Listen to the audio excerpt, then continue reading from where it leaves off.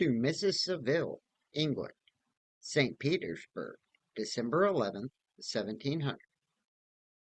You will rejoice to hear that no disaster has accompanied the commencement of an enterprise which you have regarded with such evil forebodings.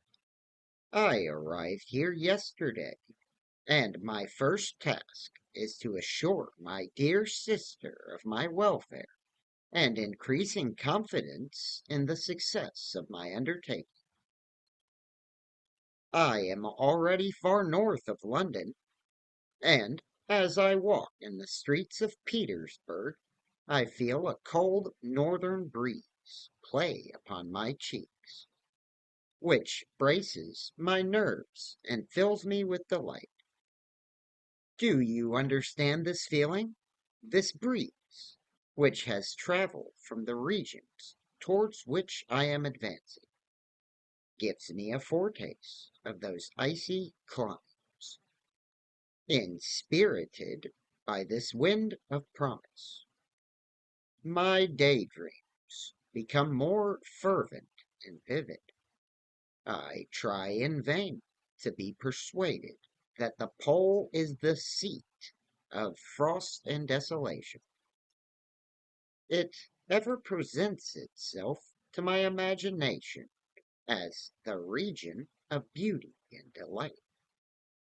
There, Margaret, the sun is forever visible, its broad disk just skirting the horizon and diffusing a perpetual splendor.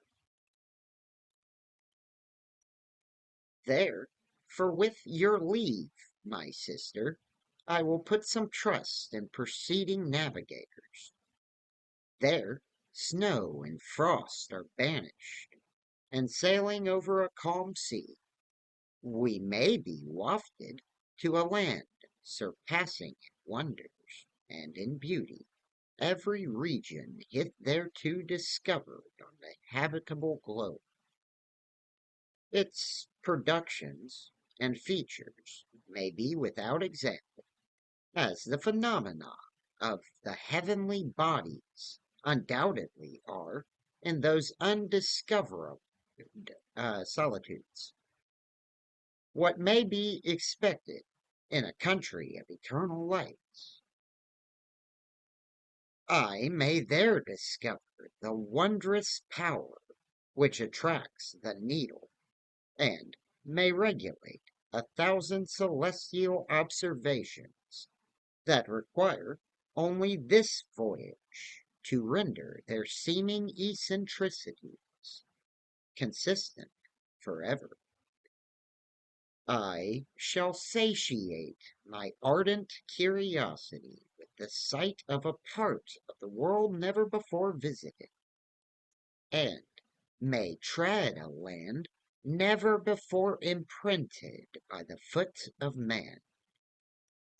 These are my enticements, and they are sufficient to conquer all fear of danger or death, and to induce me to commence this laborious voyage with the joy a child feels when he embarks in a little boat with his holiday mates on an expedition of discovery of his native river.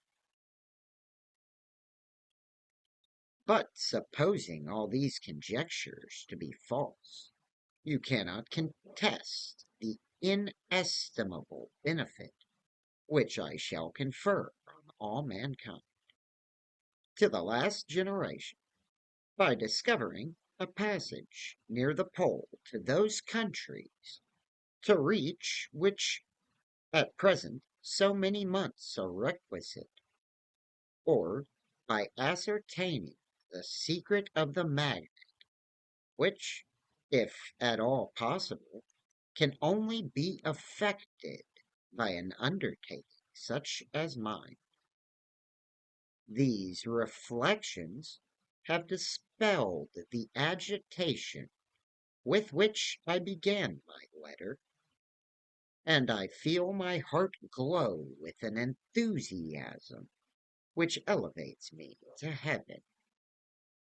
For nothing contributes so much to tranquilize the mind as a steady purpose, a point on which the soul may fix its intellectual eye.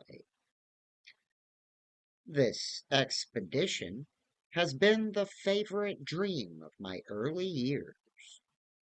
I have read with ardor the accounts of the various voyages which have been made in the prospect of arriving at the North Pacific Ocean through the seas which surround the pole.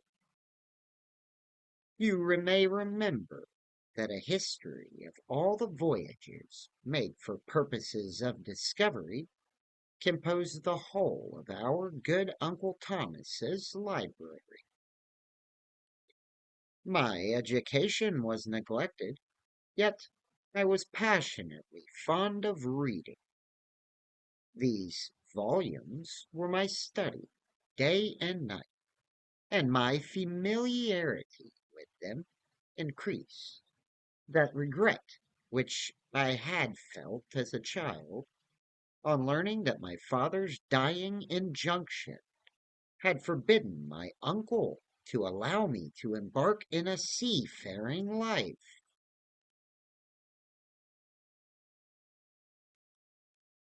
These visions faded when I pursued for the first time those poets whose effusions entranced my soul and lifted it to heaven. I also became a poet, and for 1 year lived in a paradise of my own creation. I imagined that I also might obtain a niche in the temple where the names of Homer and Shakespeare are consecrated. You are well acquainted with my failure and how heavily I bore the disappointment. But just at that time, I inherited the fortune of my cousin, and my thoughts were turned into the channel of their earlier bents.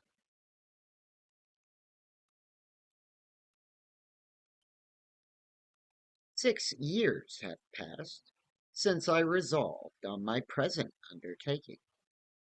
I can, even now, remember the hour from which I dedicated myself to this great enterprise.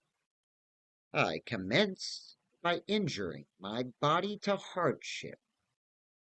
I accompanied the whale fishers on several expeditions to the North Sea.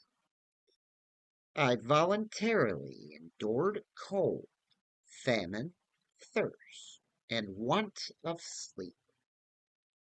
I often worked harder than the common sailors during the day, and devoted my nights to the study of mathematics, the theory of medicine, and those branches of physical science from which a naval adventurer might derive the greatest practical advantage.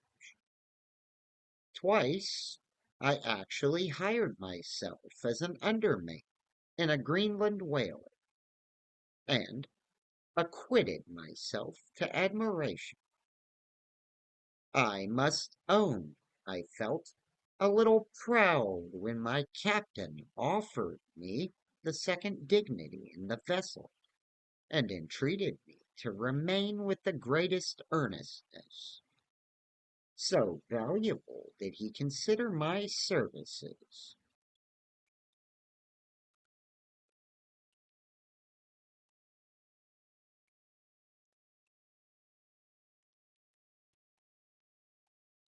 And now, dear Margaret, do I not deserve to accomplish some great purpose? My life might have been passed in ease and luxury, but I preferred glory to every enticement that wealth placed in my path. Oh, that some encouraging voice would answer in the affirmative. My courage and my resolution is firm. but my hopes fluctuate and my spirits are often depressed. I am about to proceed on a long and difficult voyage, the emergencies of which will demand all my fortitude. I am required not only to raise the spirits of others, but sometimes to sustain my own when theirs are failing.